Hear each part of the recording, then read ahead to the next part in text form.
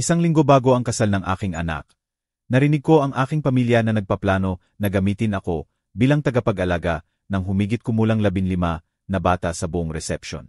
Kaya, binago ko ang aking plano. Sa araw ng kasal, tumawag sa akin ang aking anak na nag-aalala, "Nasaan ka na?" Tumawa lang ako at sinabi sa kanila na huwag na akong hintayin o ang handaan na ipinangako kong ihanda. Ang pangalan ko ay Carmen Valdez. Ako ay 72 taong gulang. At hindi ko naisip na sa aking edad ay kailangan ko pang turuan ang aking sariling pamilya ng ganitong matinding aral. Sa loob ng maraming buwan, naghanda ko para sa perpektong kasal ng aking anak na si Miguel. Ipinangako kong pangalagaan ang buong handaan dahil gusto kong makatipid sila ng pera. Kinuwenta ko na abutin ako ng humigit kumulang 150,000 para sa lahat ng sangkap. Ngunit gagawin ko ito ng may pagmamahal. Nag-alok din ako na palamutihan ang reception hall, gumawa ng centerpieces, at makipag-ugnayan sa mga supplier. Ito ang aking regalo sa kanila, ang aking paraan ng pagpapakita kung gaano ko kamahal ang aking anak, at kung gaano ako masaya na nakahanap siya muli ng pag-ibig. Si Teresa ay tila perpektong manugang noong ipakilala siya sa akin ni Miguel 2 taon na ang nakalilipas. Palagi siyang magalang. Tinatawag niya akong Aling Carmen ng may paggalang. Nagdadala siya ng bulaklak kapag pumupunta siya sa aking bahay at nag-aalok na tumulong sa kusina. "Aling Carmen," sasabihin niya nang may kaakit-akit ng ngiti. "Ako na ang maghuhugas ng mga plato. Ang luto niyo ay masarap." Swerte si Miguel na lumaki siyang kumakain ng ganito. Masaya si Miguel. At pagkatapos ng maraming taon na balo, ang makita siyang umiibig muli ay nagpupuno ng kagalakan sa aking puso. Nasa kusina ako isang Martes ng hapon na gumagawa ng huling listahan ng bilihin para sa handaan nang marinig ko ang mga boses sa terasa. Si Miguel ay nasa telepono sa isang tao mula sa trabaho at si Teresa ay kausap ang kanyang kapatid na si Andrea na dumating mula sa malayong probinsya. Sa una, hindi ko pinansin. Nakatuon ako sa pagkalkula kung ilang kilo ng karne ang kailangan para pakainin ang 150 bisita, kung ilang salad ang ihanda, at kung ilang panghimagas. Ngunit narinig ko ang aking pangalan, at may kung ano sa tono ni Teresa na nagpahinto sa akin. Tahimik akong lumapit sa bintana ng kusina na tanaw ang terasa. Nagtatago sa likod ng kurtina. "Tingnan mo, Andrea, perpekto ang lahat ng plano ko para sa mga bata sa kasal," sabi ni Teresa sa matamis na boses na ginagamit niya sa akin. Ang nanay ni Miguel ay magbabantay sa kanila sa buong salusalo. May humigit kumulang 15 bata mula sa mga bisita, mula sa sanggol hanggang teenager. Ngunit sanay na sanay siya rito. Sa ganitong paraan, makakapag-enjoy tayong mga matatanda nang walang nakakainis na abala. Tumawa ng malakas si Andrea at sumagot, "Ang talino mo, sis. Ang matandang iyon ang mag-alaga sa lahat ng mga sumisigaw na bata habang kayo ay sumasayaw, umiinom, at nag-enjoy. Perpekto. Sa ganitong paraan, hindi sila makakaabala sa seremonya o masisira ang mga larawan sa reception." "Eksakto," patuloy ni Teresa, at naiiba ang kanyang boses, mas malamig. "Sinabi ko na kay Miguel na mahusay ang kanyang nanay sa mga bata at mahilig mag-alaga sa kanila. Hindi niya mapapansin na ginagamit natin siya. Palagi siyang handang tumulong sa anumang bagay. Para bang may libreng profesional na yaya para sa buong gabi. Dagdag pa, mapapanatili siyang abala upang hindi makasagabal sa mga mahahalagang usapan." At sumang-ayon siya. Tanong ni Andrea. Hindi namin siya direktang tinanong. Tumawa si Teresa. Binanggit lang ni Miguel sa kanya na may ilang bata sa kasal, at agad siyang nag-alok na tumulong kung kailangan. Siyempre, sinabi namin na perpekto siya para sa trabaho. May karanasan siya, at hindi siya maniningil sa atin. Para akong sinampal sa mukha. Nandito ako sa kusina, ang aking mga kamay ay puno ng harina mula sa paggawa ng cookies para sa kanilang kasal. Ginagastos ang aking pera, oras, at lakas upang gawing perpekto ang kanilang araw, habang sila ay nagpaplano na gamitin ako bilang libreng katulong ng hindi man lang nagtatanong. Ang pinakamaganda pa, patuloy ni Teresa, ay dahil abala siya sa mga bata buong gabi. Hindi siya makakain ng marami sa handaan na siya mismo ang naghahanda ng higit pang pagkain para sa mahahalagang bisita. Pareho silang tumawa na para bang gumawa sila ng pinakamahusay na biro sa mundo. Ang aking puso ay tumitibok ng malakas na akala ko ay maririnig nila ito. 72 taon ng buhay, pagpapalaki ng mga anak, pag-aalaga ng mga apo, palaging inuuna ang pamilya. At ito ang kanilang ganti sa akin. Para akong isang katulong na available 24 oras sa isang araw. Nanatili ako roon sa likod ng kurtina. Nararamdaman ang galit na umaakyat mula sa aking paa hanggang ulo. Ngunit hindi lamang galit. Ito ay halo ng sakit, pagkadismaya, at isang kahihiyan na sobrang lalim na sumasakit ang aking dibdib. Sa loob ng 2 taon, tinatrato ko si Teresa na parang anak na babae na hindi ko nakuha. Tinanggap ko siya sa aking tahanan ng may bukas na mga bisig. Isinama siya sa lahat ng aming tradisyon ng pamilya. At itinuro ang lihim na resipe na ipinamana sa mga henerasyon sa aking pamilya. Alam mo ba kung ano pa ang gusto ko sa plano? Patuloy ni Teresa. Walang kalam-alam na naririnig ko ang bawat salita. Dahil ang matandang iyon ay tatakbo sa likod ng mga bata buong gabi, hindi siya makakasali sa mga usapan ng matatanda. Alam mo naman kung paano ang mga biyenan. Palaging gustong magbigay ng opinyon sa lahat at magkwento ng mga nakakainip na kwento tungkol sa pagkabata ni Miguel. Tumawa ng malakas si Andrea. Diyos ko, ang aking biyenan ay ganon din. Palaging nakikialam sa kanyang mga anekdota mula 50 taon na ang nakalilipas na walang may pakialam. Kahit papaano, ang iyo ay magiging kapaki-pakinabang sa wakas. Eksakto. At ang pinakamaganda ay iniisip ni Miguel na ang kanyang nanay ay nag-alok dahil sa pagmamahal. Hindi niya alam na pinlano namin ito mula simula. Ang mga lalaki ay napaka-inosente, sabi ni Teresa nang may masamang tawa. Narinig ko ang mga yabag ni Miguel na lumalapit matapos ang kanyang tawag. Ano ang pinagtatawanan ng aking magagandang babae? Tanong niya sa mapagmahal na boses na ginagamit niya kay Teresa. Sinabi ko kay Andrea kung gaano ako kaorganisado. Sumagot si Teresa, agad na lumipat sa kanyang matamis na tono. Inayos ko ang lahat upang hindi maging abala ang mga bata na mga bisita sa kasal. Ang iyong nanay ang magbabantay sa kanila. Ang aking nanay ay isang anghel, sabi ni Miguel ng may pagmamalaki. Palaging handang tumulong sa pamilya. Hindi ka panipaniwala kung paano siya may lakas pa ring habulin ang mga bata sa kanyang edad. Napakakumbenyente na magkaroon ng biyenan na ganyan. Bulong ni Teresa. Ngunit hindi nakuha ni Miguel ang sarkasmo sa kanyang boses. Lumayo ako sa bintana na nararamdaman ang pagkahilo. Hindi ako makapaniwala sa narinig ko.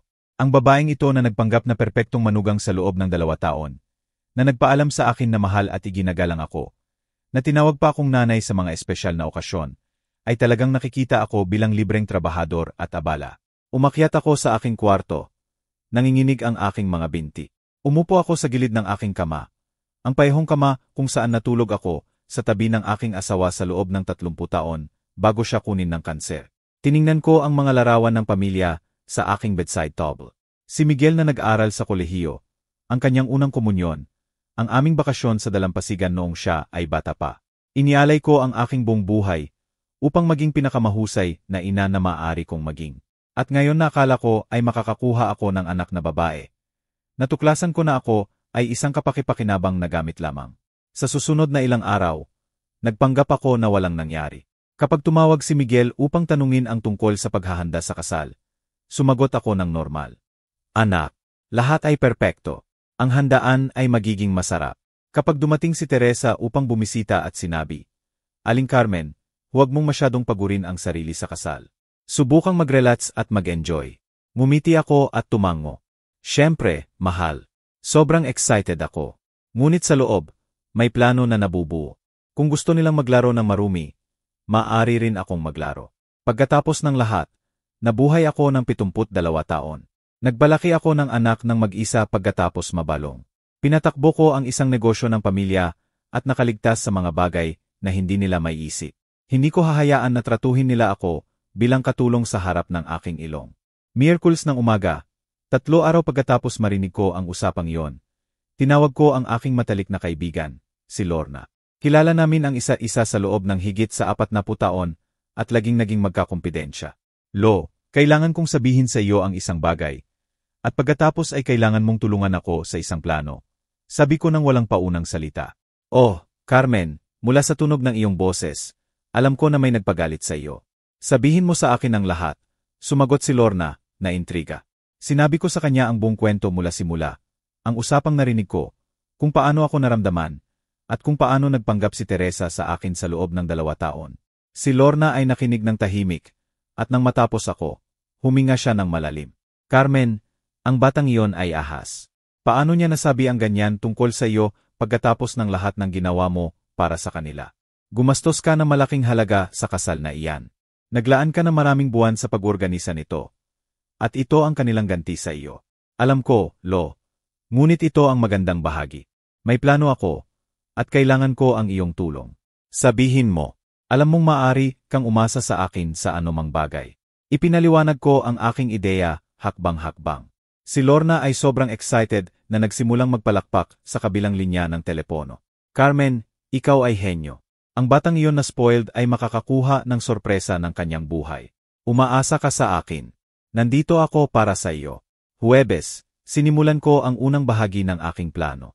Tinawag ko ang lahat ng caterer na kinuha ko para sa handaan. Magandang umaga. Ito si Carmen Valdez. Kailangan kong kanselahin ang lahat ng order para sa Sabado na kasal. Alam kong last minute ito, ngunit may emergency sa pamilya. Ang ilan ay sinubukang maningil ng cancellation fee. Ngunit nagawa kong kanselahin ang lahat sa pamamagitan ng pagbabayad ng maliit na multa lamang. Pagkatapos ay tinawag ko ang florist kung saan ko inorder ang karagdagang dekorasyon na ireregalo ko sa kanila. Paumanhin, kailangan kong kanselahin ang centerpieces para sa Sabado. Hindi ko kailangan sa ibang petsa. Hindi ko na kailangan pa. Biyernes ng gabi, ang araw bago ang kasal, nag-empake ako ng maliit na maleta. Nilagay ko ang damit para sa 2 araw, aking gamot, aking paboritong libro, at ilang personal na bagay. Si Miguel ay tumawag kanina upang kumpirmahin na lahat ay handa. Nanay, kumusta ang paghahanda? Kailangan mo ba akong pumunta upang tumulong? Hindi, anak. Lahat ay perpekto. Bukas ay magiging kahanga-hanga. Nanay, ikaw ang pinakamahusay. Si Teresa at ako ay hindi alam kung paano magpasalamat sa lahat ng ginawa mo para sa aming kasal. Hindi mo kailangang magpasalamat sa akin, Miguel. Bukas ay magiging eksakto tulad ng inyong plano. Gabing iyon ay halos hindi ako makatulog. Ngunit hindi dahil sa nerbiyos. Ito ay dahil sa excitement na sa wakas ay makakabalik ako ng aking dangal. Sabado ng umaga, ang araw ng kasal, nagising ako ng maaga kaysa dati. 5:05 ng umaga, at ang aking mga mata ay dilat na dilat ng may lakas na hindi ko naramdaman sa maraming taon.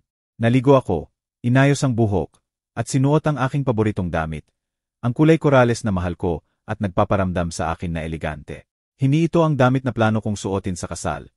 Ngunit espesyal na iningatan ko para sa mahalagang okasyon, at ito ay tiyak na mahalagang araw. Si Lorna ay dumating ng 7:00 ng eksakto, tulad ng aming napagkasunduan. May 2 maleta siya, at isang ngiti na puno ng pakikipagsabuatan na nagbigay sa akin ng tapang. Handa ka na ba para sa iyong araw ng kalayaan? Carmen, tanong niya, yakap ako ng mahigpit. Higit pa sa handa, Lo. Hinihintay ko ang sandaling ito sa loob ng 2 taon nang hindi ko alam. Nag-book kami ng luxury spa na 2 oras mula sa lungsod. Isang magandang lugar na may tanawin ng lawa kung saan maaari kaming ganap na mag-relax. Kasama sa plano ang masahe, facial, gourmet na pagkain, at kwarto na may jacuzzi. Lahat ng naipon ko para sa handaan ng kasal. Gagastos ko na ngayon sa sarili ko sa unang pagkakataon sa maraming dekada. Bago umalis, nagsulat ako ng liham na iniwan ko sa mesa ng kusina. Eksakto kung saan laging umuupo si Miguel kapag bumibisita.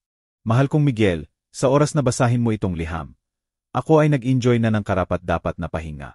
Sa loob ng maraming buwan, naghanda ko ng lahat upang gawing perpekto ang iyong kasal. Ngunit kahapon, natuklasan ko na may iba kayong plano para sa akin ni Teresa. Tila ang aking papel sa inyong espesyal na araw ay maging libreng yaya ng 15 bata sa buong salusalo nang walang nag-abala na tanungin ako kung gusto ko ang trabahong iyan. Dahil ang handaan na ipinangako ko ay bahagi rin ng aking hindi tinanong na tungkulin. Nagdesisyon akong kanselahin ang lahat. Sana ay makahanap kayo na mabilis na solusyon. Babalik ako sa Linggo ng gabi. May pagmamahal, ngunit may dangal, nanay. Habang iniload ni Lorna ang mga maleta sa kotse, tiningnan ko ng huli ang aking bahay. Tiningnan ko ang kusina kung saan plano kong magluto buong gabi para sa handaan. Ang dining room kung saan inorganisa ko ang centerpieces. Ang living room kung saan sinubukan ko ang iba't ibang ayos ng bulaklak. Lahat iyon ay ginawa ng may pagmamahal. Ngunit ang pagmamahal na iyon ay na-misinterpret bilang obligasyon. Carmen, sigurado ka ba rito? Tanong ni Lorna sa akin nang sumakay ako sa kotse. Dahil kapag nagsimula tayo, wala nang balik. Lo, ako ay 72 taong gulang. Kung hindi ako tatayo para sa sarili ko ngayon, kailan pa ako magsisimula sa kotse? Ang biyahe patungo sa spa ay nakalilibang. Habang pinapanood namin ang tanawin na dumadaan sa bintana, si Lorna at ako ay nag-usap tungkol sa lahat ng aming pinagdaanan ng magkasama sa maraming taon. Naalala mo ba noong maliit pa ang ating mga anak, at akala natin ang pinakamalaking problema ay hindi nila gustong kainin ang kanilang gulay? Tumawa si Lorna. Namimiss ko ang mga simpleng problema na iyon, sumagot ako. Kahit na paano noon kapag gumawa ka ng isang bagay dahil sa pagmamahal, tinatanggap ito bilang pagmamahal, hindi bilang pagiging alipin. Dumating kami sa spa ng alas negatibo, 1:00 ng umaga. Ang lugar ay mas maganda pa kaysa sa nakita ko sa online na larawan.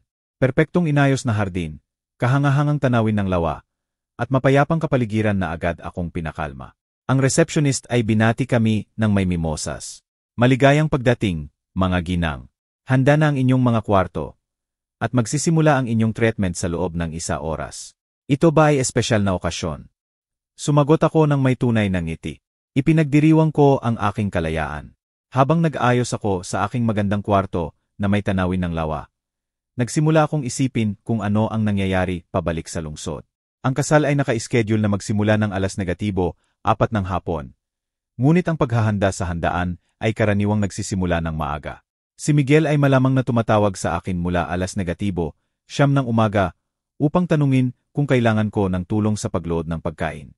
Nang alas negatibo 11:30, habang papasok ako sa aking unang masahe treatment, nagsimulang tumunog ang aking telepono. Ito ay si Miguel. Pinatunog ko ito. 5 minuto pagkatapos, tumunog muli at muli. Pinatay ko ang telepono. Aling Carmen, okay lang ba ang lahat? Tanong ng Masius, nakikita ang aking ngiti. Perpektong maayos, mahal. Pakituloy lang. Sa susunod na 3 oras, inyalay ko ang aking sarili ng buo sa pag-enjoy. Ang hot stone massage ay nag-relax ng mga muskol na hindi ko alam na tense. Ang facial ay nag-iwan ng aking balat na kumikinang. Si Lorna at ako ay nag-lunch sa restaurant ng spa. Masarap na pagkain na hindi ko kailangang lutuin mismo. Inihain ng mga taong nagtrato sa akin ng may paggalang at kabaitan. Alam mo ba kung ano ang pinakagusto ko sa lahat nito? Sabi ko kay Lorna habang umiinom kami ng white wine sa terrace na tanaw ang lawa. Ano iyon? Nasa unang pagkakataon sa 2 taon, ginagawa ko eksakto ang gusto kong gawin kapag gusto ko nang hindi kailangang tanungin kung okay ba, kung kailangan nila akong gawin muna ang iba. Itinaas ni Lorna ang kanyang baso. Inumin ko iyan at ang mukha ni Teresa ngayon. Nang alas negatibo 3 ng hapon, nagdesisyon akong buksan muli ang aking telepono. May 17 missed calls mula kay Miguel, 8 text messages, at nakakagulat, 3 tawag mula kay Teresa. Si Miguel ay hindi kailanman tumawag sa akin ng ganito, karami, sa isang sunod-sunod sa kanyang buong buhay. Ni hindi noong nasa ospital ang kanyang ama.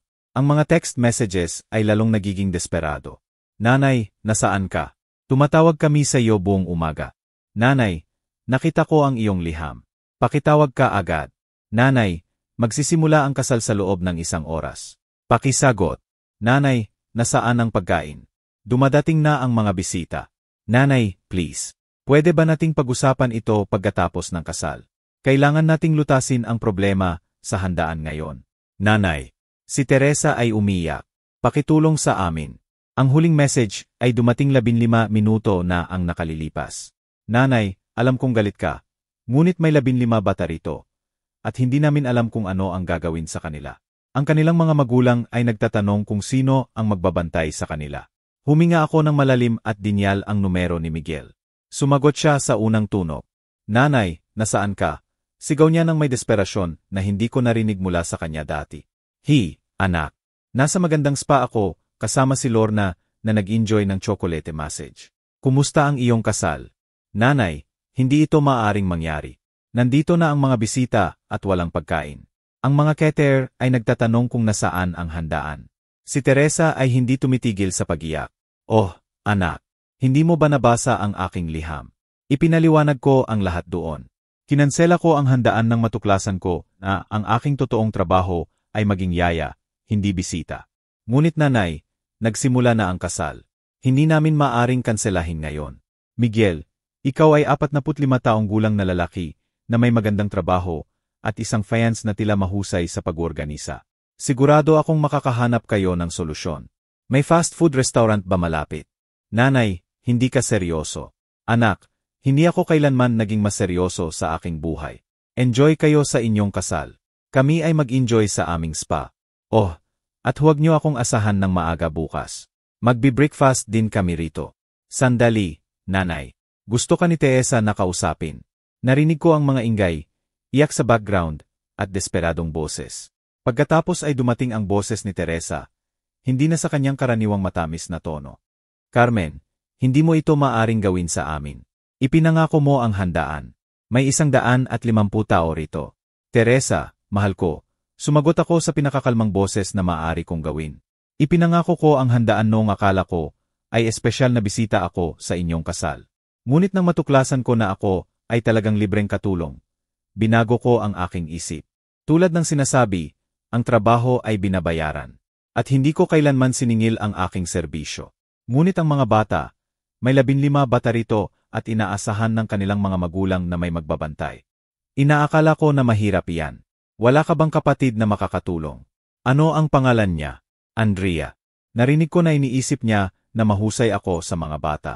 Ang katahimikan sa kabilang linya ay masarap. Ito ay tumagal ng ilang segundo na parang walang hanggan. Naririnig ko ang kaguluhan sa background.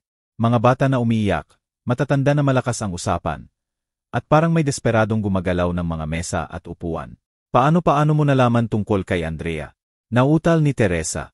At sa unang pagkakataon sa 2 taon, ang kanyang boses ay parang nasira ng walang peke na kumpiyansa na laging ipinapakita.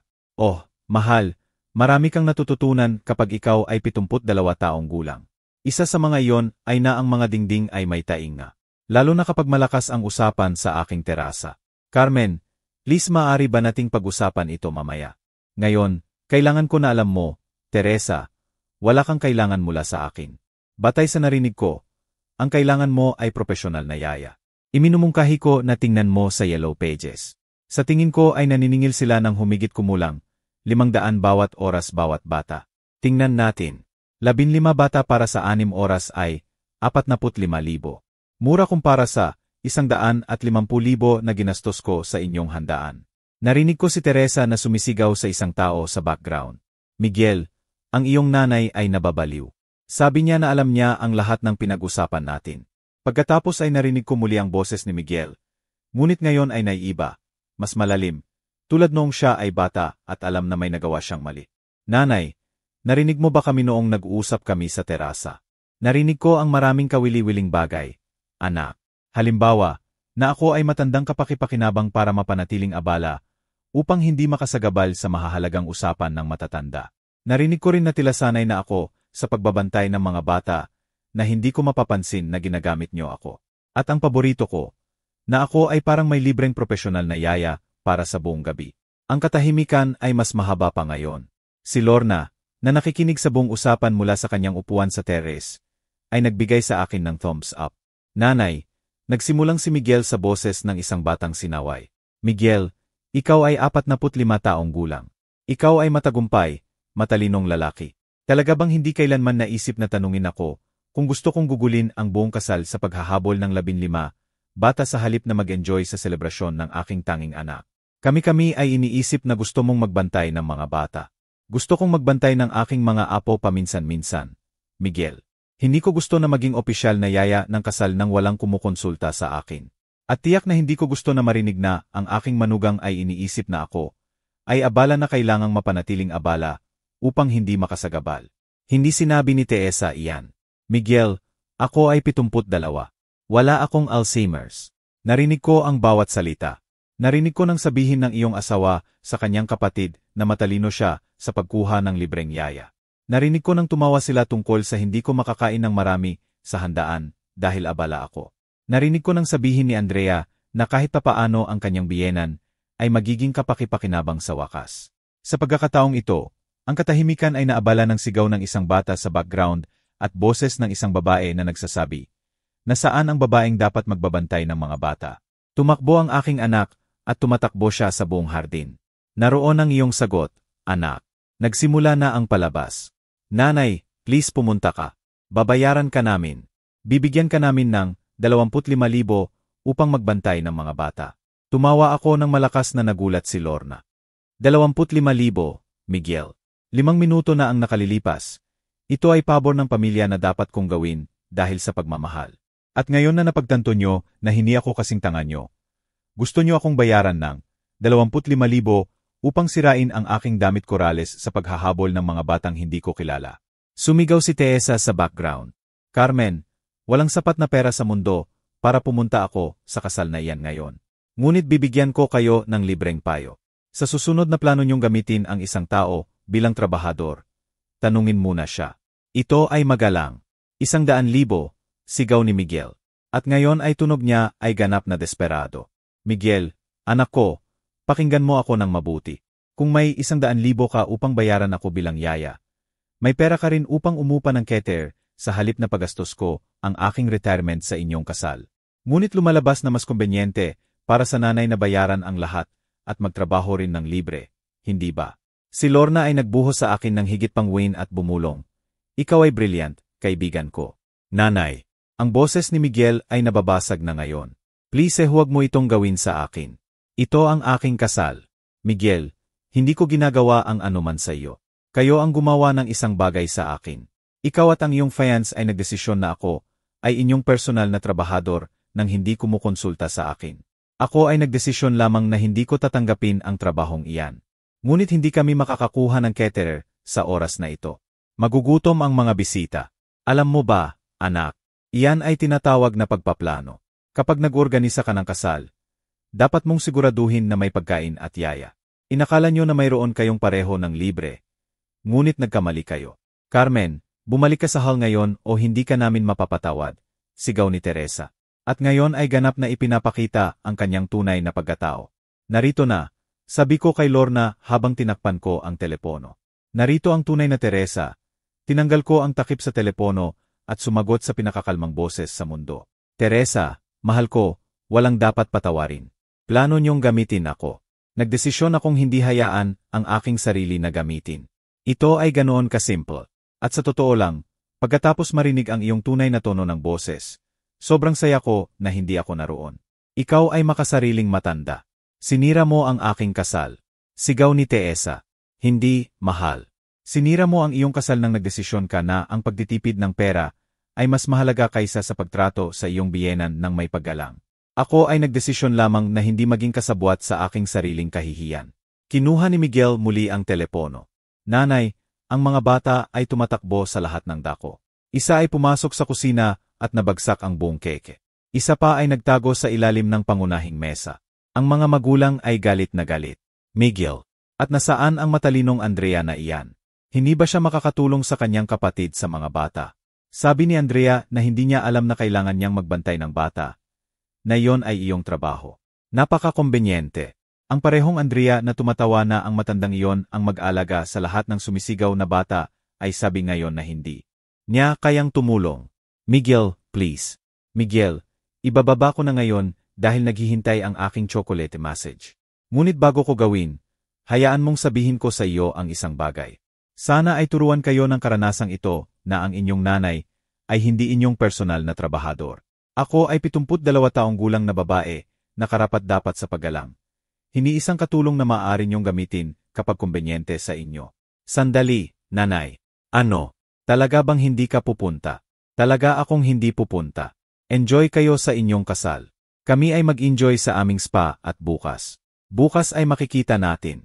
Una, gusto kong mag-isip kayo sa nangyari rito. At gusto kong mag-isip ang iyong asawa sa kung ano ang ibig sabihin ng magkaroon ng pamilya. Ngunit nanay, Miguel, kailangan kong umalis. Naghihintay sa akin ang aking Masius. At hindi tulad nyo, tinatrato niya ako ng may paggalang dahil binabayaran ko siya para sa kanyang serbisyo. Ibinaba ko ang telepono at inilagay ito sa silen. Si Lorna ay nagpalakpak. Carmen, iyan ay masterful. Paano mo nararamdaman? Nararamdaman ko ang kalayaan, Lo. Sa unang pagkakataon sa 2 taon, nararamdaman ko ang ganap na kalayaan. Pagkatapos ibaba ang telepono, umupo ako sa teres ng spa, tinitingnan ang lawa, at nararamdaman ang kapayapaan na hindi ko naranasan sa mahabang panahon. Si Lorna ay pinagmamasdan ako ng may halo ng paghanga at pag-aalala. Carmen, sigurado ka ba na tama ang ginawa mo? Tanong niya, umiinom ng kanyang wine. Ibig kong sabihin, alam kong tama ka. Ngunit si Miguel ay iyong tanging anak. Lo, eksakto dahil siya ang aking tanging anak. Kailangan kong turuan siya ng aral na ito. Kung hindi ko gagawin ngayon, gagawin siya ni Teresa na isang taong nagtrato sa kanyang sariling nanay bilang katulong, at hindi ko hahayaan iyan. Sa susunod na 2 oras, ang aking telepono ay patuloy na nagvibrate. Ngunit inilagay ko ito sa silent. Si Lorna at ako ay nag-enjoy sa aming spa treatments na para bang walang nangyayari. Ang collagen facial ay nag-iwan ng aking balat na kasing lambot ng balat ng sanggol, at ang aromatic oil massage ay nag-relax ng mga muskol na tense sa maraming taon dahil sa stress ng pagsisikap na maging perpektong lola. Alam mo ba kung ano ang pinakamahusay na bagay sa lahat nito? Sabi ko kay Lorna habang kami ay nasa jacuzzi na pinapanood ang paglubog ng araw. Ano? Na sa loob ng 2 taon ay sinubukan kong maging ideal na biyenan na nawala ang aking sariling pagkakakilanlan. Niluto ko ang kanyang gustong. Pinaganda ko ayon sa kanyang iniisip na maganda. Binago ko pa ang aking pananamit upang magkasya sa kanyang imahe ng perpektong lola. Palagi kong naisip na kakaiba iyan. Inamin ni Lorna ikaw, na laging independyente, bigla ay parang humihingi ng pahintulot sa lahat. Tama ka. At ang pinakamasama ay kung gaano ko sinubukang pasayahin siya. Mas lalo siyang nawawalan ng paggalang sa akin. Para sa kanya, ang aking kahandaang tumulong ay kahinaan, hindi pagmamahal. 8:08 ng gabi. Nagdesisyon akong tingnan ang aking telepono. May 43 missed calls, 26 text messages, at sa aking pagtataka, ilang messages mula sa hindi kilalang numero. Tila ang ilang kamag-anak ay nakuha ang aking numero upang subukang kumbinsihin akong bumalik. Ang mga messages ay lalong nagiging desperado at nagpapakita. Miguel, Nanay, kailangan naming mag-order ng pizza para sa lahat ng bisita. Gumastos kami ng 60,000 sa pizza. Miguel, ang mga magulang ng 3 bata ay umalis na ng galit dahil walang makakapag-alaga sa kanila. Miguel, si Teresa ay nasa banyo na umiiyak. Sabi niya na sinira mo ang pinakamahalagang araw ng kanyang buhay. Miguel, Nanay, ang photographer ay nagtatanong kung maaari niyang kunan ang mga family photos. Sinabi ko na hindi makakarating ang lola. Isang hindi kilalang numero. Aling Carmen. Ako si Manolo, ama ni Teresa. Pakiusap, Aling Carmen, pumunta ka at tulungan kami. Ang aking anak ay devastated.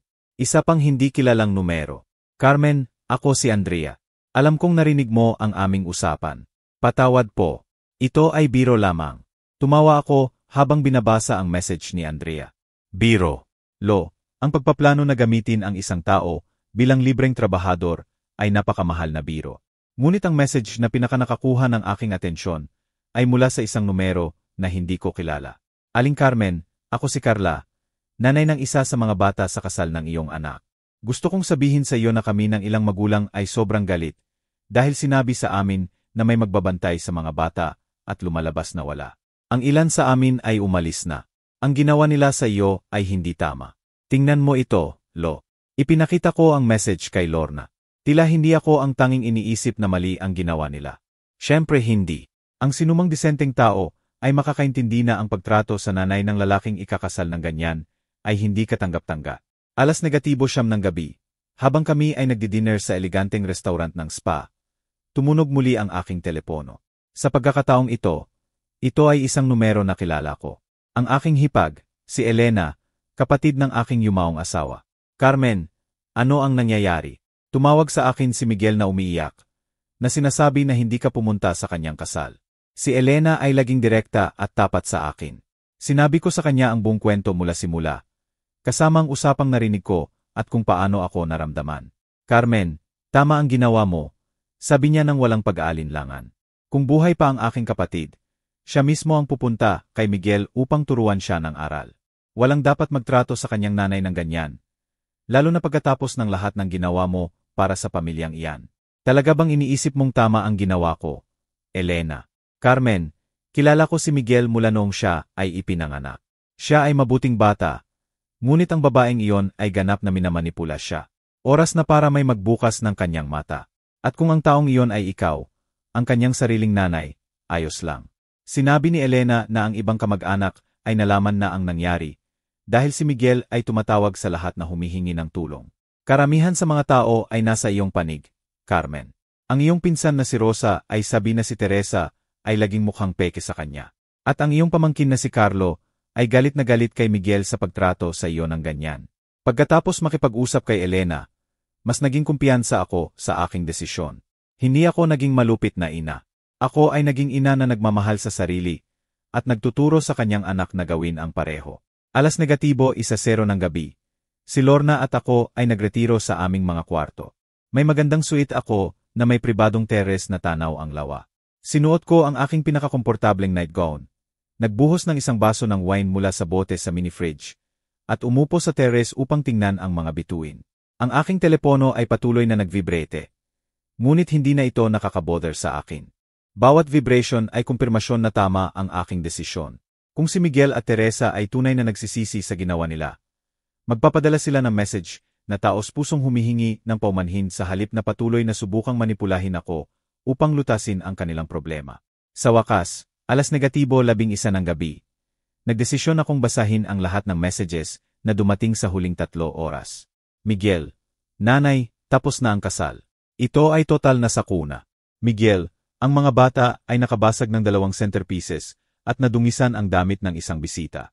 Miguel, ang kapatid ni Teresa ay kailangang magbantay ng ilang bata. At galit na galit siya sa amin. Miguel, si Teresa ay sabi na hindi niya ako mapapatawad dahil sinira ng aking nanay ang kanyang kasal. Miguel, Nanay, bakit mo ito ginagawa sa akin? Akala ko mahal mo ako. Ang huling message na iyon ay sumakit sa aking puso. Ngunit kinumpirma rin na si Miguel ay hindi pa rin naiintindihan ang anuman. Ito ay hindi tungkol sa pagmamahal. Ito ay tungkol sa paggalang. Maaari kong mahalin ang aking anak ng buong puso at sa parehong oras tanggihan na payagan siyang hindi igalang ako. Nagdesisyon akong sumagot lamang sa huling message na iyon. Miguel, eksakto dahil mahal kita kaya hindi ko hahayaan na tratuhin mo ako bilang trabahador. Isang anak na mahal ang kanyang nanay ay hindi nagpaplano na gamitin siya nang hindi kumukonsulta. Isang anak na mahal ang kanyang nanay ay hindi pinapayagan ang kanyang asawa na pagtawanan siya. Mahal kita, ngunit mahal ko rin ang aking sarili. At oras na para malaman mo iyan. Ang sagot ay dumating agad. Miguel, Nanay, si Teresa at ako ay nag-usap buong gabi. Siya ay sobrang nasaktan. Ngunit inaamin niya na baka hindi namin ikaw tinrato ng maayos. Pwede ba tayong mag-usap kapag bumalik ka? Ang mga messages ay naiiba, hindi gaanong desperado, mas reflective. Ngunit napansin ko rin ang isang mahalagang bagay. Walang tunay na paumanhin, lamang isang pag-amin na baka hindi kami tinrato ng maayos. Ang baka ay hindi sapat para sa nangyari. Nagdesisyon akong huwag sumagot pa. Gusto kong makauwi, mag-ayos sa aking sariling kama, at mag-isip ng mabuti tungkol sa gusto kong sabihin at kung paano ko ito sasabihin. Ang biyahe pabalik ay tahimik. Si Lorna at ako ay nag-usap tungkol sa kung ano ang ibig sabihin ng weekend na ito sa akin. Alam mo ba kung ano ang pinakamahalagang natutunan ko, Lo? Na maaari mong mahalin ang iyong pamilya at maglagay ng hangganan sa parehong oras. Sa lahat ng mga taong ito, akala ko na ang pagmamahal ay nangangahulugan ng sa lahat. Ngunit ngayon ay naiintindihan ko na minsan ang pagmamahal ay nangangahulugan ng hindi. Iyan ay aral na kailangan matutunan ng maraming babae sa ating henerasyon. Sumagot si Lorna. Kami ay pinalaki na maniwala na ang aming halaga ay nakadepende sa kung gaano kami nagsasakripisyo para sa iba. Dumating ako sa bahay ng alas negatibo 5 ng hapon. Ang bahay ay naramdaman na naiiba, na para bang walang laman ng mas matagal pa sa 2 araw. Nagluto ako ng tsaa, sinuot ang aking pinakakomportableng damit, at umupo sa aking paboritong armchair sa living room. Oras na upang magdesisyon kung ano ang susunod na gagawin. Alas negatibo 6, tumunog ang doorbell. Tiningnan ko sa bintana at nakita ang kotse ni Miguel na nakapark sa labas. Siya ay nakatayo sa aking pinto nang mag-isa nang may nakayukong ulo. Huminga ako ng malalim at pumunta upang buksan ito.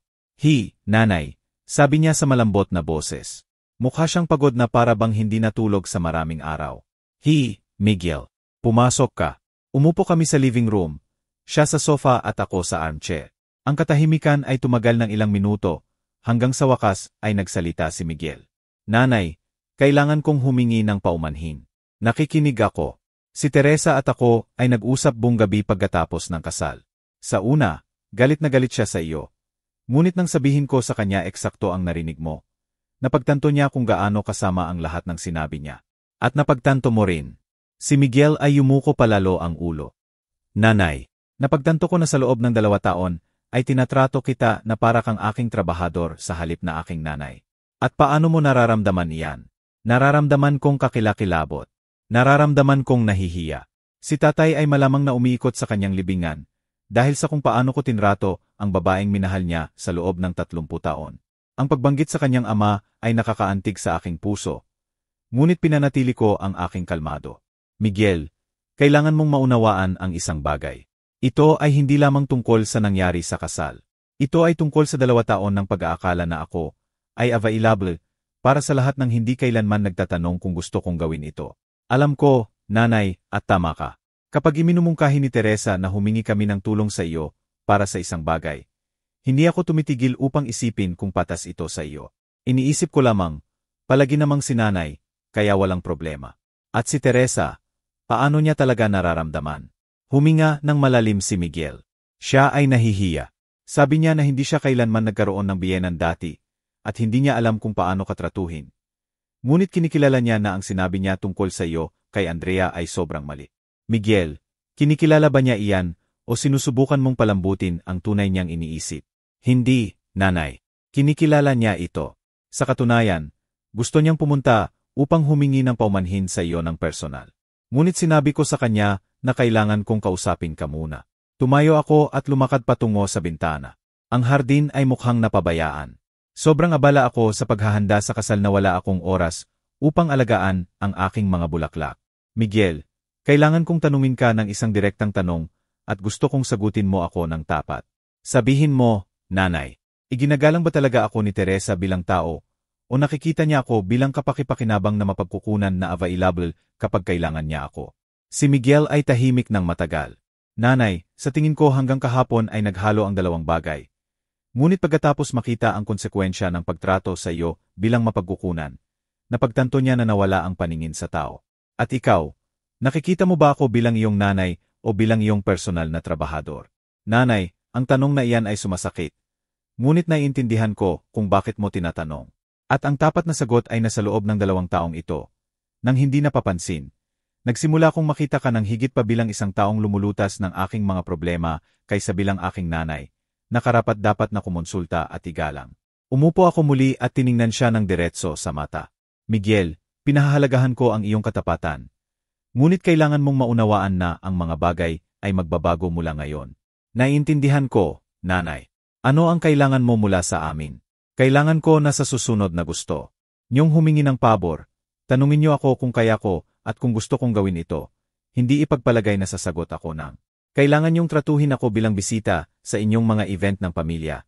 Hindi bilang bahagi ng service staff. At kailangan ni Teresa na maunawaan na ako ay nanay ng kanyang asawa, hindi kanyang trabahador. Lahat iyan ay patas, nanay. Ano pa?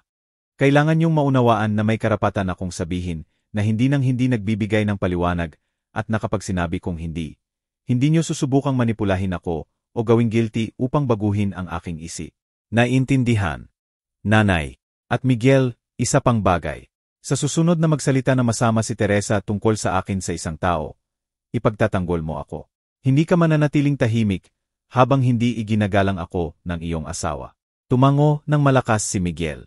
Tama ka, nanay. Dapat kitang ipinagtanggol mula simula.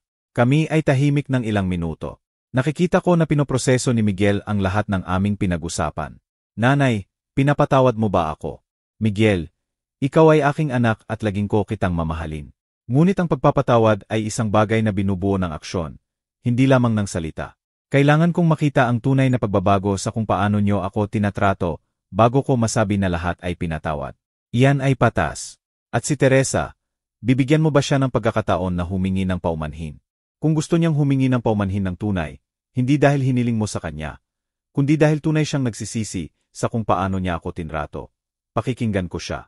Gusto niya, nanay, ngunit natatakot siya na tanggihan mo siya. Miguel, hindi ko tinatanggihan ang mga taong humihingi ng paumanhin ng taos puso. Ngunit hindi ko rin tinatanggap ang peke na paumanhin upang mapanatili ang kapayapaan. Naiintindihan ko. Kailan ang magandang oras para sa kanya na pumunta. Bigyan siya ng ilang araw upang mag-isip ng mabuti tungkol sa gusto niyang sabihin. At Miguel, siguraduhin mong naiintindihan niya na hindi ko inaasahan na magpanggap tayong pinakamahusay na magkaibigan sa isang gabi. Inaasahan ko lamang ang basic na paggalang. Nanatili si Miguel ng kaunti pa sa aking bahay. At sa unang pagkakataon sa mahabang panahon, nagkaroon kami ng tunay na usapan bilang nanay at anak, hindi amo at trabahador. Nagkwento siya sa akin tungkol sa kanyang naramdaman sa kasal. Nakikita ang mga bisita. na nagtataka kung bakit walang inihandang pagkain at kung bakit ang mga bata ay tumatakbo nang walang nagbabantay sa lahat ng dako. Nanay, nang magsimulang tanungin ako ng mga magulang kung nasaan ang taong magbabantay sa mga bata, napagtanto ko na hindi namin kailanman tinanong kung gusto mong gawin ang trabahong iyan. Kami ay ipinagpalagay lamang. At paano mo naramdaman nang napagtanto mo iyan? Nararamdaman kong tanga, nanay, at nahihiya na ang aking sariling nanay ay kailangang turuan ako ng ganitong basic na aral tungkol sa paggalang. Nang umalis si Miguel ng gabing iyon, naisip ko ang aming usapan. Mukha siyang tunay na nagsisisi. Ngunit alam ko rin na madali ang paumanhin kapag harap mo ang konsekwensya ng iyong aksyon. Ang tunay na pagsubok ay makikita kung tatagal ang mga pagbabago lampas sa krisis na ito. Ang susunod na 3 araw ay tahimik. Hindi ako nakatanggap ng tawag na humihingi ng pabor. Walang messages na ipinagpalagay na available ako para sa isang bagay. Ito ay kakaiba ngunit nakalilibang na pakiramdam. Sa unang pagkakataon sa 2 taon, ang aking mga araw ay ganap na sa akin. Miyerkules ng hapon, tumawag si Miguel. Nanay, gusto ni Teresa na pumunta upang kausapin ka bukas ng hapon kung sumasang-ayon ka. Sigurado ba siyang gusto niyang gawin ito o nararamdaman niyang obligado? Sigurado siya, nanay. Siya ay sobrang tahimik sa mga nakaraang araw na nag-iisip sa lahat ng nangyari. Okay, sabihin mo sa kanya na pumunta bukas ng 4:00. Salamat, nanay. Ito ay malaking bagay sa amin pareho na binibigyan mo siya ng pagkakataong ito. Miguel, hindi ko ito ginagawa para sa iyo. Ginagawa ko ito para sa sarili ko dahil gusto kong malaman kung may solusyon ang sitwasyon o kung kailangan kong tanggapin na ang aking manugang at ako ay hindi kailanman magkakasundo. Huwebes ng 4:00 ng eksakto, tumunog ang doorbell. Nang buksan ko ang pinto, nagulat ako nang makita si Teresa.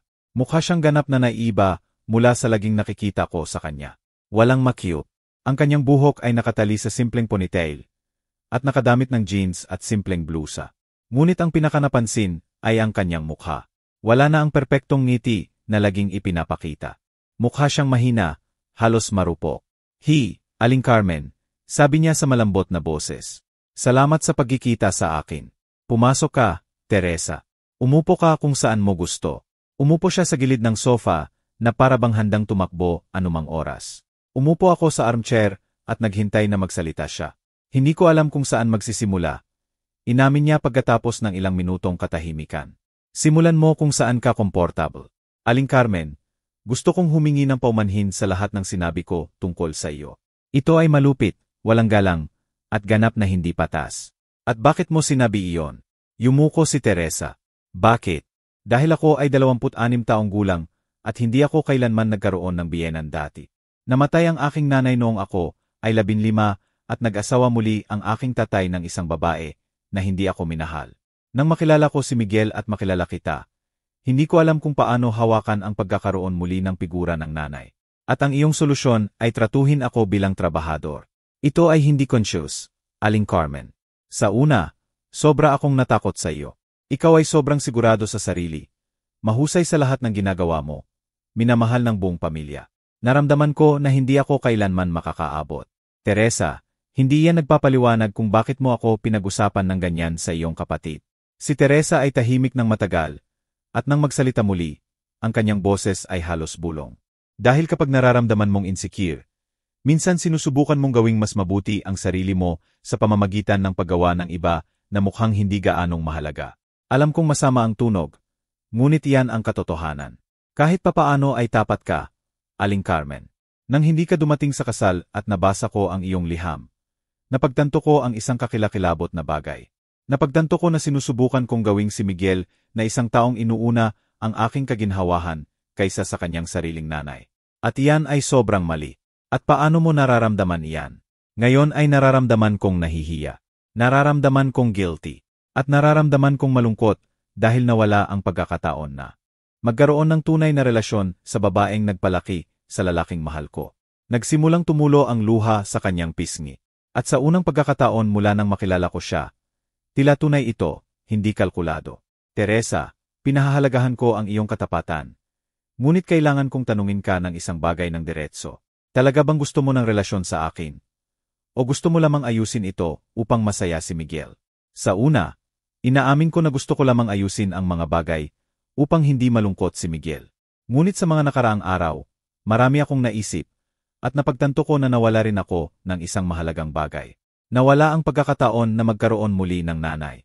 Teresa, hindi ako maaaring maging iyong nanay. Namatay ang iyong nanay at walang makakapalit sa kanya.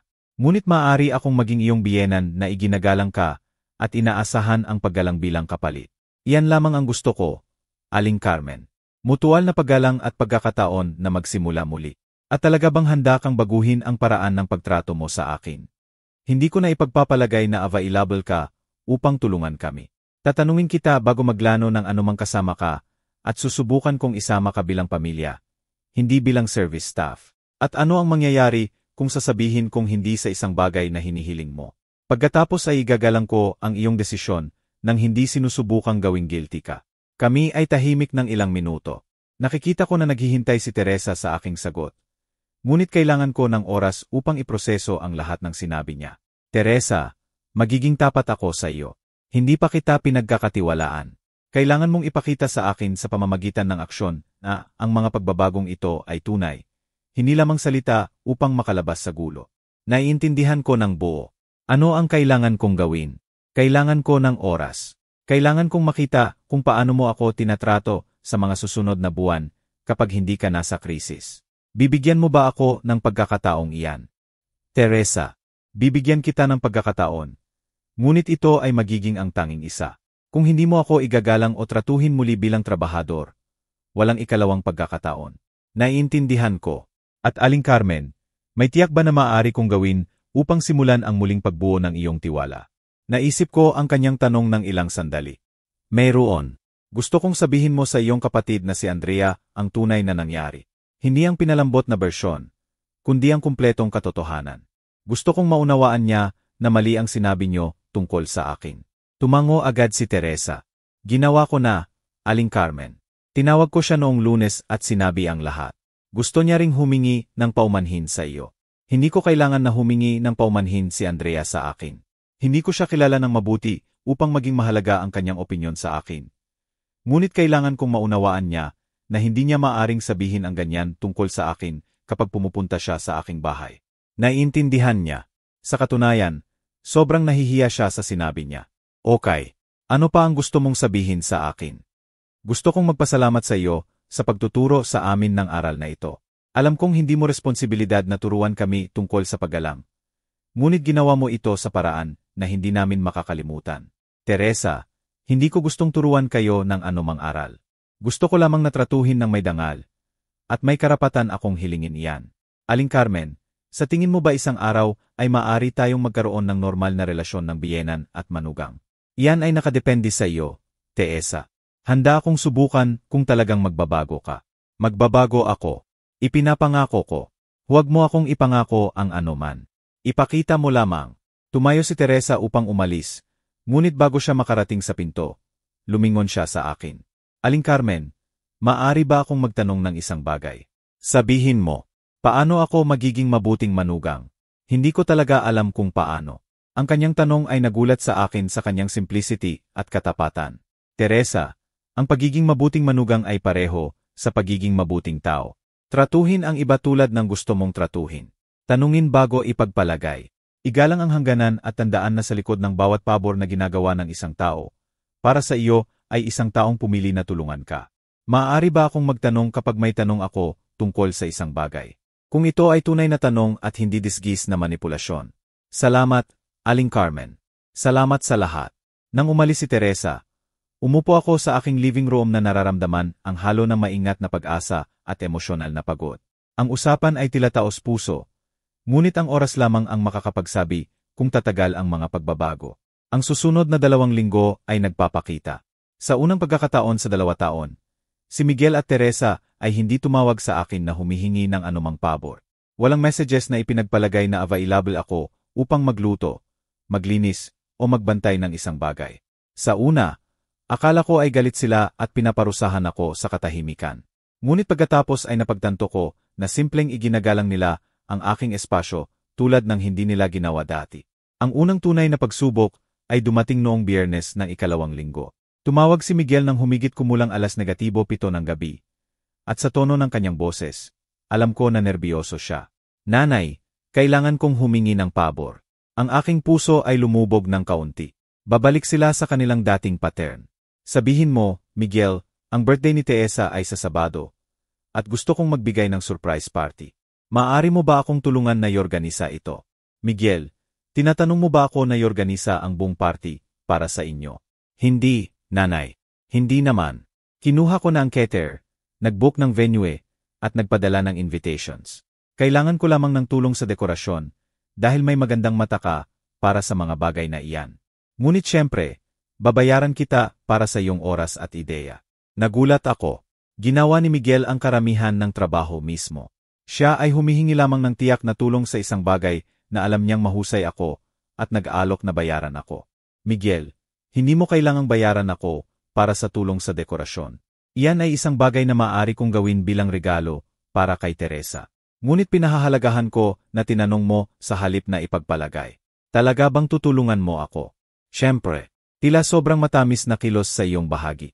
Salamat, nanay. At kung sa anumang punto ay maramdaman mong sobra ang trabaho, sabihin mo lamang at kukuha ako ng iba. Okay, anak. Ang usapang iyan ay kinumpirma na tunay ang mga pagbabago. Natutunan ni Miguel na maglano ng kanyang sariling mga event, hindi ipagpalagay ang aking availability, at mag-alok ng kompensasyon para sa aking oras. Ngunit mas mahalaga, natutunan niyang bigyan ako ng paraan nang hindi nagpaparamdam ng guilty. Ang Sabado ng birthday party ni Teresa ay ganap na paghahayag. Si Miguel at ako ay gumugol ng umaga sa pagdedekora ng kanyang backyard nang may golden balloons at sariwang bulaklak. Binili niya ang lahat ng materyales at kailangan lamang ang aking ideya sa kung paano pagsamahin ang mga kulay at kung saan ilalagay ang lahat. Nagtrabaho kami bilang team. Nag-uusap at tumatawa habang binabago namin ang espasyo. Nanay, ito ay mukhang maganda. Sabi ni Miguel habang inihang namin ang huling ilaw. Sobrang excited si Teresa. Sana. Makikita na mahal mo siya ng husto. Mahal ko. Ngunit natutunan ko rin na ang pagmamahal sa aking asawa ay hindi nangangahulugan na kailangan kong itigil ang paggalang sa aking nanay. Natutuwa akong natutunan mo iyan, anak. Nang dumating si Teresa ng gabing iyon, nagpanggap na pupunta lamang sa intimate dinner. Ang kanyang sorpresa ay tunay at nakakaantig. Sa pagkakita ng dekoradong backyard at lahat ng kanyang kaibigan na naghihintay, nagsimula siyang umiyak ng may kagalakan. Hindi ako makapaniwala na ginawa mo ang lahat nito. Sigaw niya, yakap kay Miguel. Si Aling Carmen ang tumulong sa akin sa dekorasyon. Sabi ni Miguel na may kahangahangang talento siya para sa mga bagay na ito. Lumapit si Teresa at binigyan ako ng taos-pusong yakap. Salamat, Aling Carmen. Lahat ay mukhang kahanga-hanga. Kasiyahan ko ang tumulong Teresa. Happy birthday! Sa panahon ng party, pinagmasdan ko kung paano nakikipag-ugnayan sa akin si Miguel at Teresa. Isinama nila ako sa mga usapan. Ipinakilala nila ako sa kanilang mga kaibigan bilang nanay ni Miguel ng may pagmamalaki. Hindi bilang babaeng tumulong sa dekorasyon. Inupuan nila ako sa pangunahing mesa bilang pamilya. Hindi sa hiwalay na mesa bilang service staff. Ang pinakamahalaga sa lahat ay nang magkomento ang isa sa mga kaibigan ni Teresa tungkol sa kung gaano kaganda ang dekorasyon. Teresa, may kahangahangang panlasa ka. Saan mo natutunan ang pagdedekora ng ganyan? Sa katunayan, si Aling Carmen ang nagdisenyo ng lahat. Sumagot agad si Teresa.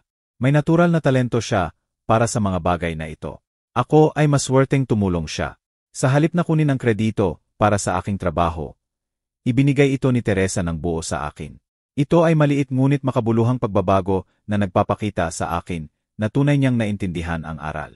2 buwan pagkatapos ng sakunang kasal, nakatanggap ako ng tawag na hindi ko inaasahan.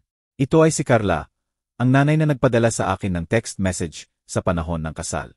Aling Carmen, sana ay naalala mo ako. Ako si Carla, nanay ng isa sa mga bata sa kasal ng iyong anak. Siyempre, naalala kita, Carla. Kumusta ka? Mabuti naman, salamat. Tumatawag ako dahil gusto kong sabihin sa iyo ang isang bagay. Naalala mo ba si Manolo, ama ni Teresa? Ano tungkol sa kanya? Lumalabas na kami ni Manolo ay nagkita sa kasal ng kami, ay sinusubukang kontrolin ang aming mga batang walang nagbabantay. Nagsimula kaming mag-usap tungkol sa nangyari sa iyo. At pareho kaming sumang-ayon na sobrang mali ang ginawa nila sa iyo. At well, kami ay nagdedete mula noon. At sinabi niya sa akin ang higit pang detalyeng tungkol sa sitwasyon. Gusto kong malaman mo na siya rin ay nag-lecture kay Teresa tungkol sa kung paano kanila tinrato. Tumawa ako ng mahina. Seryoso, ang ama ni Teresa ay ipinagtanggol ako. At medyo malakas. Sinabi niya kay Teresa na ikaw ay sobrang mapagbigay sa paghahanda ng handaan, at ang paggamit sa iyo bilang yaya ng hindi kumukonsulta ay hindi katanggap-tanggap. Sabi niya na sobrang nahiya siya nang malaman ang buong kwento. Natutuwa akong malaman yan, Carla. Aling Carmen, lahat kami ng mga magulang na naroon sa kasal na iyan ay sobrang impressed sa ginawa mo. Hindi marami sa iyong edad ang magkakaroon ng tapang na tumayo para sa sarili tulad niyan. Minsan kailangan mong ipagtanggol ang sarili mo anuman ang iyong edad. Eksakto. At gusto naming malaman mo na iginagalang ka namin ng husto para rito. Ang tawag na iyon ay nagbigay sa akin ng hindi inaasahang kasiyahan. Hindi lamang ako nagtagumpay sa pagtatanggol ng aking dangal sa aking sariling pamilya, kundi ang aking halimbawa ay nakaresonate sa ibang tao na nakasaksi sa sitwasyon. 3 buwan pagkatapos ng kasal, inimbitahan ako ni Teresa sa lunch, kami lamang dalawa. Nagkita kami sa isang tahimik na cafe malapit sa aking bahay, at sa panahon ng pagkain ay nagkaroon kami ng pinakatapat na usapan na aming nagawa. Aling Carmen, maaari ba akong magsabi ng isang personal na bagay? Siyempre, Teresa. Mula sa kasal, pumupunta ako sa therapy. Talaga? Bakit? Dahil napagtanto ko na may problema ako sa pag-ugnay sa mga figura ng nanay. Pagkatapos mamatay ang aking nanay, nag-develop ako ng defense mechanisms na kasama ang pagdedevalue ng ibang matatandang babae upang protektahan ang aking sarili ng emosyonal. Iyan ay nagpapaliwanag ng maraming bagay. Tinulungan ako ng aking therapist na maunawaan kung bakit ako sobrang natakot sa iyo sa una. Ikaw ay kumakatawan sa lahat ng nawala ko nang mamatay ang aking nanay. At sa halip na payagan ang aking sarili na mamiss ang aking nanay, nagdesisyon akong magpanggap na ang mga nanay ay hindi mahalaga. Teresa, iyan ay tiyak na sobrang masakit para sa iyo. Ito ay, ngunit hindi ko napagtanto. Akala ko ay nalampasan ko na ang pagkamatay ng aking nanay. Ngunit talagang inilibing ko lamang ang sakit. At paano mo nararamdaman ngayon? Nararamdaman kong mas malaya at nagpapasalamat na magkaroon ng ikalawang pagkakataon sa iyo, Teresa. Talagang pinahahalagahan ko na.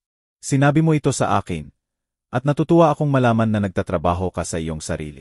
Aling Carmen, papayagan mo ba akong magsimula muli na para bang unang beses tayong nagkikita? Ano ang ibig mong sabihin? Gusto kong talagang makilala ka. Ang iyong mga kwento, iyong mga pangarap, iyong mga opinyon. Hindi bilang biyenan na maaring maging kapakipakinabang, kundi bilang Carmen, ang tao. Gusto ko iyan ng husto. Teresa, maaari ba akong magtanong? Tanungin mo ang marami hanggat gusto mo. Anong pangarap mo ang hindi natupad ng ikaw ay ikasal at nagkaroon ng Miguel? Ang tanong ay nagulat sa akin sa kanyang lalim at katapatan. Palagi kong gustong magsulat ng libro tungkol sa mga resipe ng aking lola at mga kwento ng aming pamilya. Ngunit laging nakakahanap ako ng dahilan upang hindi magsimula. At bakit hindi mo simulan ngayon? Aling Carmen, tinuruan mo ako na hindi kailanman huli upang tumayo para sa sarili at baguhin ang isang sitwasyon. Baka hindi rin huli upang matupad ang isang pangarap. Ang usapang iyan ay nagtanim ng binhi sa aking isip. Sa susunod na ilang linggo, nagsimula kong seryosong isipin ang pagsulat ng librong iyon na laging gusto kong gawin. 6 buwan pagkatapos ng sakunang kasal, inimbitahan ako ni Miguel at Teresa sa dinner upang bigyan ako ng espesyal na balita. Nanay, kami ay buntis. Inihayag ni Miguel ng may malaking ngiti. Kahanga-hanga, sigaw ko, yakap sa kanila pareho. Ako ay magiging lola, sabi ni Teresa, hawak ang aking mga kamay. Gusto naming magtanong ng isang mahalagang bagay. Sabihin mo, gusto naming ikaw ang lola na pipili kung gaano ka gustong makisali. Hindi kami mag-assume ng anuman. Hindi kami mag-expect na magbantay ka ng babi kapag gusto naming lumabas. Gusto naming ikaw ang magdesisyon kung anong uri ng lola ang gusto mong maging.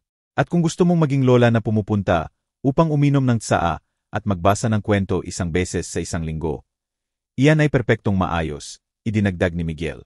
Kung gusto mong maging lola na magbabantay ng babi paminsan-minsan, iyan rin ay perpektong maayos. Ikaw ang magdesisyon. Ako ay naantig sa luha. Mga anak, iyan ang lahat ng gusto ko. Ang kalayaan na pumili kung paano mahalin ang aking pamilya. At ano ang iyong pinili, Aling Carmen? Tanong ni Teresa. Pinipili kong maging lola na available kapag talagang kailangan niyo ako. Ngunit may sariling buhay rin, sariling plano, at sariling pangarap. Perpekto, sabi ni Miguel. Iyan eksakto ang gusto namin. Isang taon pagkatapos ng sakunang kasal, inilathala ko ang aking libro ng mga resipe ng pamilya. Ito ay tinatawag na pagluluto ng may pagmamahal, paghahain ng may dangal, mga resip at pagninilay ng isang modernong lola. Tinulungan ako ni Teresa na i-promote ito sa social media, at inorganisa ni Miguel ang book launch party sa kanyang bahay. Sa panahon ng presentasyon ng libro, nagnilay ako sa lahat ng nangyari mula ng hapon na iyon nang marinig ko ang usapan sa aking terasa. Ang librong ito, sabi ko sa mga bisita, ay hindi lamang tungkol sa recipe. Ito ay tungkol sa kahalagahan ng pagpapanatili ng ating dangal habang naglilingkod tayo sa mga taong mahal natin. Ito ay tungkol sa pagkakaiba sa pagbibigay dahil sa pagmamahal at pagiging ginagamit para sa kombenyensya. Pagkatapos ng presentasyon, lumapit sa akin si Teresa. Aling Carmen, mayroon akong ikukumpisal. Ano? Ang taong pinaka-inspire ng librong ito ay ikaw. Ang iyong tapang na tumayo para sa sarili ay tinuruan ako na maaari kang magmahal ng malalim at sa parehong oras igalang ang sarili. Teresa, iyan ay malaking bagay sa akin. Aling Carmen, maaari ba akong tawagin kang Nanay Carmen mula ngayon? Gusto ko iyan, mahal. Nang gabing iyon, habang pinipirmahan ko ang mga kopya ng aking libro, napagtanto ko na ang desisyon na hindi pumunta sa kasal na iyan ay ang pinakamahusay na desisyon na ginawa ko sa maraming taon. Hindi lamang ako nagbalik ng aking dangal, kundi nagturo rin ako sa aking pamilya ng tunay na kahulugan ng mutual na paggalang. Ngayon ako ay 73 taong gulang na may apo sa daan, isang inilathalang libro, at isang pamilya na nagtrato sa akin bilang iginagalang na matriarka na laging dapat ako. Minsan ang pagsasabi ng hindi ay ang pinakamalakas na paraan upang sabihin sa